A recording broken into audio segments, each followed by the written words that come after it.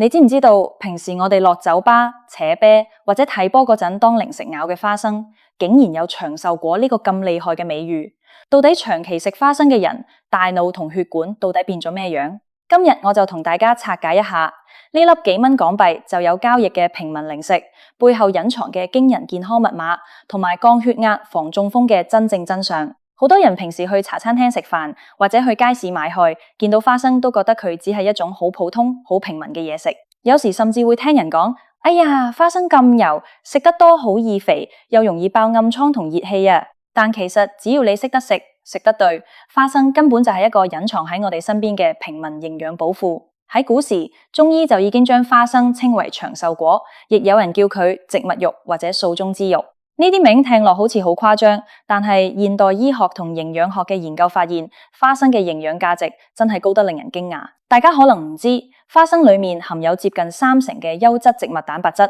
呢個比例甚至比起好多肉類都要高，而且佢仲含有大量嘅不飽和脂肪酸、維他命 E、膳食纖維以及鈣、鐵、鋅、鎂等多種微量元素。最特別嘅係，花生皮同埋花生肉裡面含有兩種非常關鍵嘅活性物質：白藜蘆醇同埋原花青素。呢兩樣嘢喺抗氧化同埋保護心血管方面扮演住極之重要嘅角色。咁到底長期食花生，我哋嘅血管會發生咩變化呢？等我先同大家講下心血管嘅問題。喺香港呢個生活節奏快到飛起嘅城市，大家工作壓力大，平時出街食飯又多油多鹽，心血管疾病已經成為咗好多人嘅健康大敵。高血壓、高血脂、血管硬化，甚至係令人聞風喪膽嘅中風，都時時刻刻威脅住我哋嘅健康。好多人一聽到花生有成50%係油，就覺得食花生一定會令到血脂升高、血管堵塞。呢個其實係一個極大嘅誤解。花生裏面嘅脂肪有超過80%係屬於好嘅脂肪，亦即係單不飽和脂肪酸同多不飽和脂肪酸，主要係油酸同亞油酸。呢啲不飽和脂肪酸進入我哋嘅身體之後，不但止唔會增加血管嘅負擔，反而好似一班勤力嘅血管清潔工咁，可以幫手降低我哋血液裏面嘅低密度脂蛋白膽固醇，亦即係俗稱嘅壞膽固醇，同時又唔會影響高密度脂蛋白膽固醇，即係好膽固醇嘅水平。當壞膽固醇嘅濃度降落嚟，血管壁上面就唔咁容易堆積脂肪斑塊，久而久之，血管就可以保持彈性同通暢。血管硬化同粥樣硬化嘅風險自然大幅降低，血管通暢咗，血液循環變得順暢，血壓亦都更加容易維持喺一個平穩嘅狀態。有大型嘅長期追蹤研究發現，每日保持食適量花生習慣嘅人，比起完全唔食花生嘅人，患上缺血性心臟病或者中風嘅風險可以降低1成半到2成左右。呢個數據真係唔可以小覷。除咗保護血管之外，長期食花生對我哋嘅大腦亦都有意想不到嘅好處。隨住年紀漸長，好多中年或者老人家最怕嘅唔係肉體上嘅痛楚，而係怕自己大腦衰退，甚至患上阿茲海默症，即係我哋俗稱嘅老年痴呆症。花生之所以被稱為大腦嘅加油站，主要係因為佢含有好豐富嘅維他命 B3，亦即係煙酸同埋卵磷脂、腦磷脂呢啲重要嘅神經營養素。維他命 B3 對於維持大腦嘅正常功能、促進腦部血液循環起住至關重要嘅作用。而卵磷脂同腦磷脂係我哋神經系統同腦細胞膜嘅重要組成部分。補充足夠嘅卵磷脂可以延緩腦細胞嘅衰老，增強神經傳導嘅速度，從而提升我哋嘅記憶力同注意力。對於平時要用腦過度嘅打工仔，或者想保持頭腦靈活嘅老人家嚟講，花生簡直就係天然嘅大腦補品。仲有不得不提嘅就係花生裏面嘅白藜蘆醇。呢種物質大家可能喺紅酒嘅宣傳裏面聽得多，但其實花生裏面嘅白藜蘆醇含量非常豐富。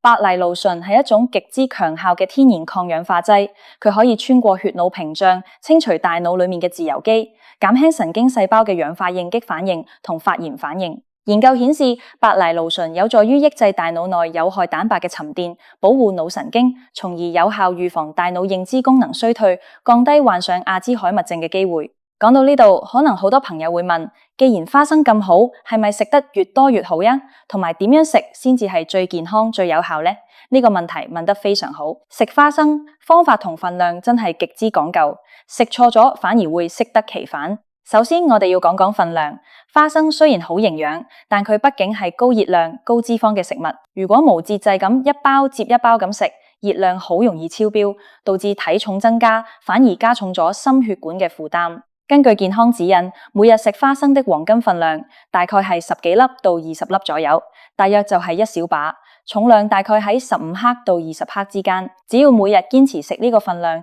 就已經可以吸收到足夠嘅營養，又唔使擔心會增肥。第二就係烹調嘅方法，呢一點真係要好仔細咁講。喺香港，好多人鍾意食椒鹽花生、炸花生、走鬼花生或者係冰鎮麻辣花生。呢啲做法雖然香口，食落去好爽、好過癮，但係經過高溫油炸或者重鹽、重糖調味之後，花生裡面嘅營養成分基本上破壞咗一大半，而且仲吸收咗大量嘅劣質油脂同埋過量嘅鈉。食得多呢類加工花生，血壓未降，可能就已經先升高咗，甚至仲會引致喉嚨痛、熱氣等問題。最健康嘅食法，第一推薦係水煮花生，直接將大殼嘅花生洗乾淨，加少許鹽、八角、香葉，用慢火水煮。水煮嘅方法溫度唔會太高，可以最大程度咁保留花生裡面嘅不飽和脂肪酸、維他命同白藜蘆醇。而且水煮花生口感軟糯，更加容易被我哋嘅腸胃消化同吸收，對於脾胃比較弱嘅人或者老人家嚟講係最好嘅選擇。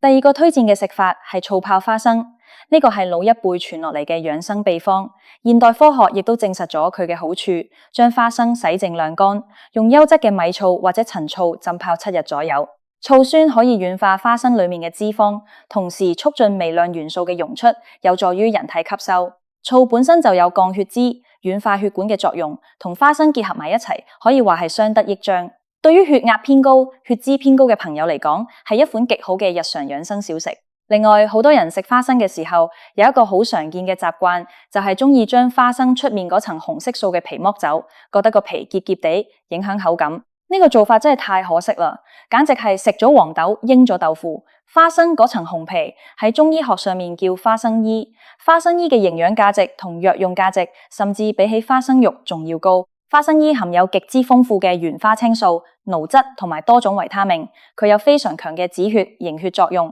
能夠促進骨髓造血，增加血液裡面血小板嘅數量，提升血小板嘅質量。對於一啲平時容易牙肉出血、流鼻血或者貧血、體質比較虛弱嘅朋友，特別係女性朋友，食花生嘅時候一定要連埋花生衣一齊食。花生衣仲可以保護腸胃黏膜，對於潤肺止咳亦有一定嘅輔助效果。講到潤肺止咳，呢個亦係花生喺秋天或者天氣乾燥時期嘅一大妙用。傳統中醫認為，花生性平、味甘、入脾、肺經，有健脾養胃、潤肺化痰、理氣補血嘅功效。喺乾旱或者換季嘅日子，如果有幾聲乾咳、喉嚨乾癢，用花生連皮加少許百合、沙參或者紅棗一同滾湯或者煮糖水飲，可以起到好好嘅滋潤肺部、舒緩咳嗽效果。雖然花生好處多多，但係喺呢度我亦都要好嚴肅咁提醒大家幾點注意事宜，因為有幾類人群喺食花生嘅時候真係要非常小心。第一類人就係對花生過敏嘅人，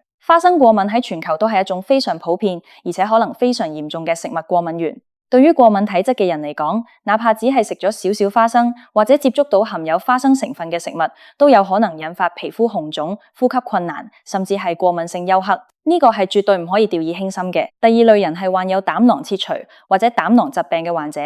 因為花生含有較高嘅脂肪，脂肪嘅消化需要肝臟分泌膽汁嚟幫手。如果膽囊有病變或者已經切除，食咗高脂肪嘅花生之後，膽汁分泌不足，好容易引致消化不良、腹脹甚至腹瀉。第三類人係痛風發作期嘅患者，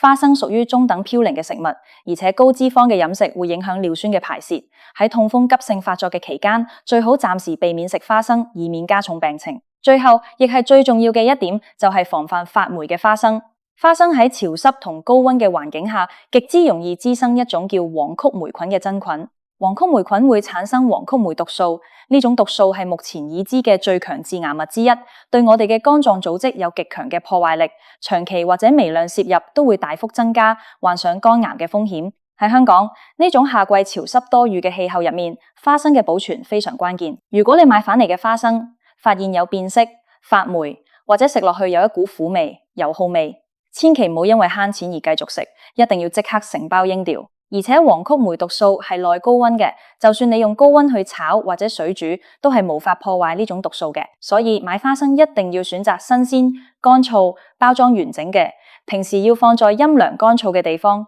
密封保存。總括嚟講，花生呢種平民化嘅食材，只要我哋懂得選擇新鮮嘅品質，控制好每日一把嘅份量，採用水煮或者醋泡呢啲健康嘅烹調方式，連埋花生衣一同細慢咀嚼，佢就真係可以成為我哋日常生活中保護心血管、延緩大腦衰退、滋養身體嘅長壽果。健康養生其實唔一定需要昂貴嘅補品或者名貴嘅藥材，好多時最天然、最簡單嘅食物就隱藏住最神奇嘅力量。由今日開始，不妨為自己同家人嘅餐桌上面加上一小碟清甜嘅水煮花生，用最樸實嘅方式去呵護我哋嘅血管同大腦，健康快樂咁享受每一天。